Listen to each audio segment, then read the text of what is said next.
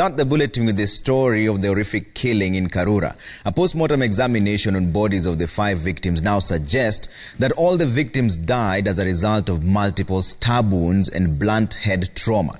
According to Chief Government Pathologist Johansen Odour, all the 5 were likely stabbed with the same knife, and that the attack could have been carried out by one person.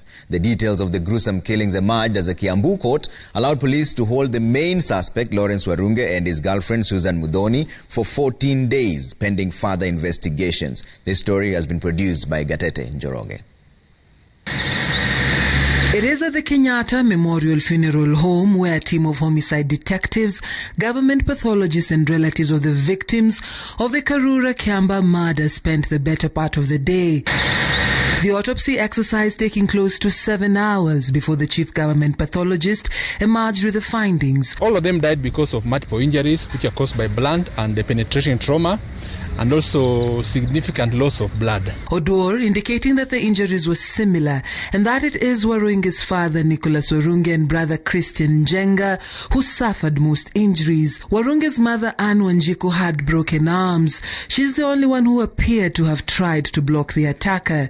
The other victims could have been caught off guard. When I look at the injuries, they look pretty similar, and from my observation, it's most likely that the weapon which was used on all the victims, because when I look at especially the measurements of the stab wounds, they were varying from about 3 centimeters to 4 centimeters in all of them. The postmortem results also revealing that the attack could have been carried out by one person, as the knife which was used to commit the act had the same dimensions. Chances are very high it was one attacker, but if you are more than one, probably the weapon used was similar. Yes. Meaning that if it was a knife, probably it's a knife with the same dimensions.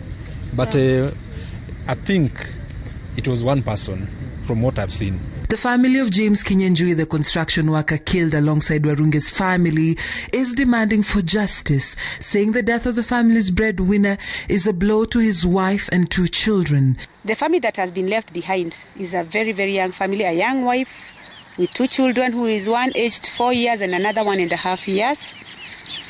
Very, very poor. The family comes from a very poor background. And one thing I want to mention is that even currently the house has been locked where the wife lives. Sisi hatuna uwezo, lakini katika nchi yetu tumechagua serikali ambayo imekuwa pamoja nasi kuangalia haya maneno, na tumekuwa tukiongea na wao, na hivyo tunajua juu sheria iko mikononi, wanachukua hatua na tutapata haki. Kinyanjui is expected to be buried on Wednesday in Gashie, while the family of the Warunge is setting the burial of their kin for Saturday.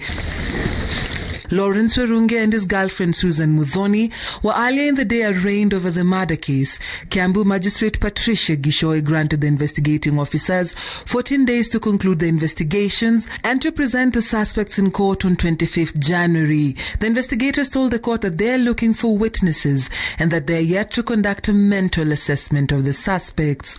Dorcas Wangira, Citizen TV, Nairobi.